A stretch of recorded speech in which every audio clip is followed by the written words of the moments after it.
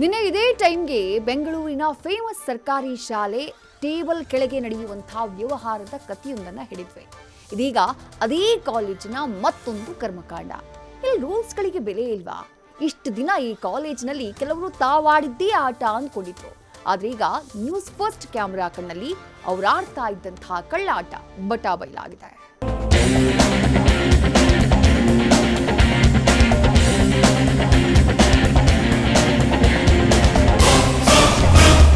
ಹೆಗಲ ಮೇಲೆ bundle bundle paper ಅದನ್ನ ಹೊತ್ಕೊಂಡು ಹೋಗ್ತಾ ಇರೋ ಸ್ಟೂಡೆಂಟ್ಸ್. ಟ್ವಿಸ್ಟ್ ಏನಂದ್ರೆ ಇವರು ಹೊತ್ಕೊಂಡು ಹೋಗ್ತಾ ಇರೋದು ಇವರದ್ದೇ ಭವಿಷ್ಯ ಹೇಳೋ ಆನ್ಸರ್ ಪೇಪರ್ ಹೊತ್ಕೊಂಡು ಹೋಗ್ತಾ ಇರೋ ಎಕ್ಸ್ಕ್ಲೂಸಿವ್ ದೃಶ್ಯ ನ್ಯೂಸ್ ಫಸ್ಟ್ ಕ್ಯಾಮೆರಾದಲ್ಲಿ ಸೆರೆಯಾಗಿದೆ. ಅಂದಹಾಗೆ ಇದು ಬೆಂಗಳೂರಿನ ಸರ್ಕಾರಿ ಆರ್ಟ್ಸ್ ಕಾಲೇಜ್.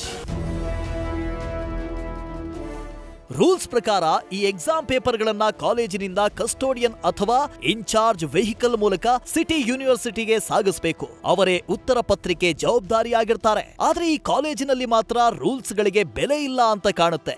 ಯಾಕೆ ಅಂದ್ರೆ ಇಲ್ಲಿ ಸೆಕ್ಯೂರಿಟಿ ಇಲ್ಲ, ವಾಹನವೂ ಇಲ್ಲ, ಕಸ್ಟೋಡಿಯನ್ ಅಂತೂ ಇಲ್ಲವೇ ಇಲ್ಲ.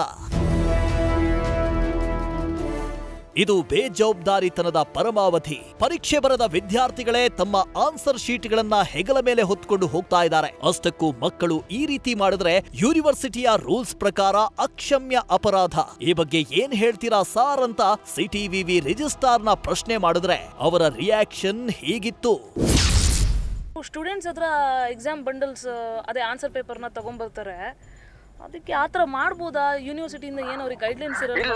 ನಮ್ಮಲ್ಲಿ ಇಲ್ಲ ಕ್ಲಿಯರ್ ಕಟ್ ಗೈಡ್ಲೈನ್ಸ್ ಇದೆ. ಅವರ ಕಾಲೇಜಿನ ಯಾರು ಎಕ್ಸಾಮ್ ಸೆಕ್ಷನ್ ಇನ್ಚಾರ್ಜ್ ಇರ್ತಾರೆ ಅಲ್ಲಿ ಅವರು ಮತ್ತೆ ಜೊತೆಗೆ ಅವ್ರನ್ನ ಇವ್ರು ಇರ್ತಾರಲ್ವ, ನಮ್ಮ ಯಾರು ನಾನ್ ಟೀಚಿಂಗ್ ಸ್ಟಾಫ್ಸ್ ಇರ್ತಾರಲ್ಲ, ಅವ್ರ ಹೆಲ್ಪ್ ತಗೊಂಡ್ಬರ್ತಾರೆ. ಸ್ಟೂಡೆಂಟ್ಸ್ ಜೊತೆ ಏನ್ ತರಂಗಿಲ್ಲ?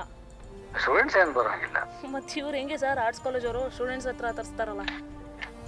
ಇಲ್ಲೇ ನಮ್ಮ ಮುಂದೆ ಅಲ್ವಾ ಇರೋದು, ಹಾಗಾಗಿ ಏನೋ ಇದು ಮಾಡಿರ್ಬೋದನ್ನ ಹೇಳ್ತೀನಿ, ಕೇಳ್ತೀನಿ, ವಿಚಾರಿಸ್ತೇನೆ ಅವ್ರು.